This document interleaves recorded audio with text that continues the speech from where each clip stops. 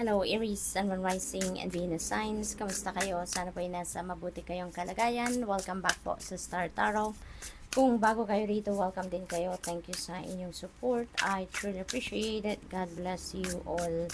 Aries, paunang mensahe po ninyo ay Nine of Swords. And so, Aries, ang iba sa inyo siguro maybe anxious, stressed out, maaaring ganon. Meron kayong something na ipinag-worry ninyo at this time. At parang na sumasakit na ulo ninyo, no, sa kakaisip.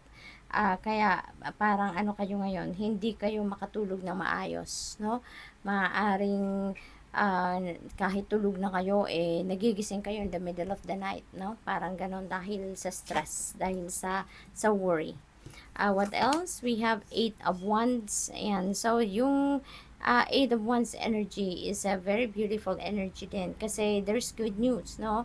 Na dadating sa inyo. Merong magandang balitang parating. Merong magandang opportunities na parating din dito, Aries, sa inyo, and that could be in any area of life, no? Maaring opportunities yan na pagkakaperahan, opportunity to travel, kasi travel energy din ito sa Eight of Wands. Kaya, ano to, exciting, no? Exciting din na kaganapan ito sa buhay ng iba sa inyo, Aries. This is a fast moving energy din, kaya maaaring mabilisan ang mga kaganapan dito sa buhay ninyo, mabilisan yung mga pangyayari. Kaya it is extremely important for you to listen and follow what your intuition is telling you, para kahit papano, kahit hindi kayo siguro makakapag-isip pa or hindi na kayo magkakaroon ng pagkakataong pag-isipan ng kung ano man ang mga bagay-bagay na kailangan dapat ninyong pag-isipan, at least, yung intuition ninyo yung gagabay sa inyo, no? If you allow your intuition to be your guide, then you will be on the right track. You will be in the right path, no? So good luck to that. We have Queen of Wands. Ayan, so dito naman sa Queen of Wands, this is about leadership, no? Meron kayong leadership quality in you. Maaring ang iba sa inyo dito siguro then you will be promoted to a leadership role, posibleng ganon. Probably then na kayo ay magiging isang isang supervisor, isang manager, maaring ganon ang ganap dyan for some of you. Maganda dito sa energy ni Queen of Wands, you're going to be laser focused, no? Laser focused kayo sa kung ano man ang mga gagawin ninyo, laser focused kayo sa kung ano man yung mga endeavor ninyo or plans na gusto ninyong isakatuparan, no? Yung ganon. At saka ano kayo dito, you are determined, you are driven, yung ganon. Kaya hindi malayong hindi kayo magtagumpay, no? Kasi talagang yung hard work, yung drive, 'di ba, nandiyan sa inyo. And those are the qualities, or those are the ingredients, no? Dalawa sa mga ingredients ng isang successful endeavor. So what else? We have the Star. Napakaganda naman kasi wish fulfillment energy ito, no? So meron kayong wish dito na magka-come to fruition na, Aries. Meron kayong wish na magma-manifest na sa buhay ninyo, kaya napakaganda, napakaswerte, napaka-blessed ninyo sa ngayon, no? Meron din ditong new inspiration, new hope, new optimism, and bagong sitwasyon. There is new beginning energy din sa star energy. Kaya most likely, kayo ay tatahak sa isang bagong daan na kung saan doon kayo ililid ng divine universe. Iilawan ng star energy yung path na yon kung saan kayo dapat makarating, no?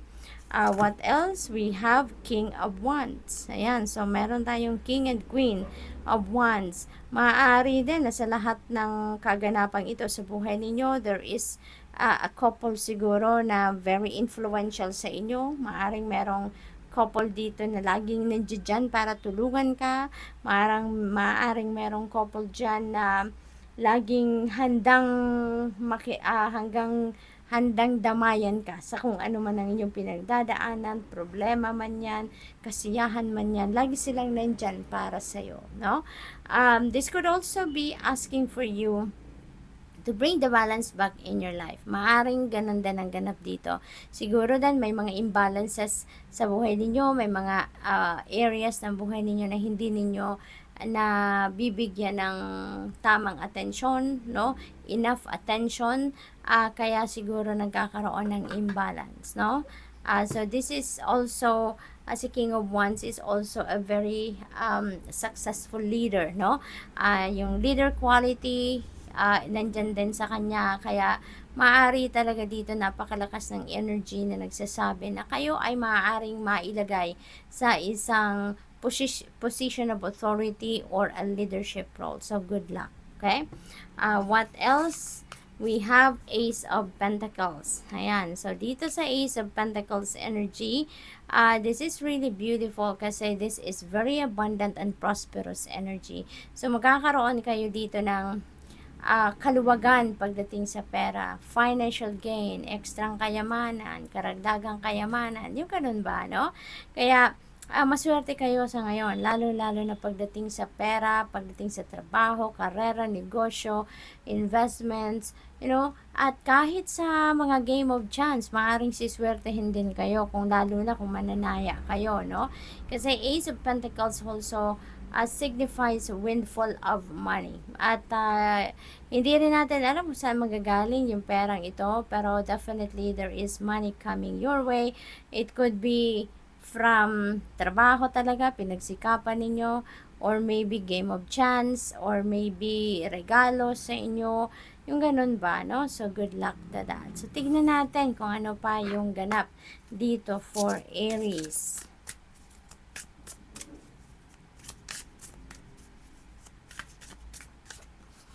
We have angel number 444. Ayan. So, sabi dito, there is change talaga na magaganap sa buhay ninyo, no?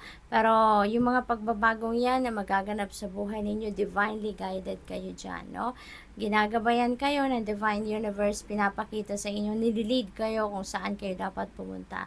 Pinapakita sa inyo yung tamang daan na tatahakin ninyo towards that pagbabago.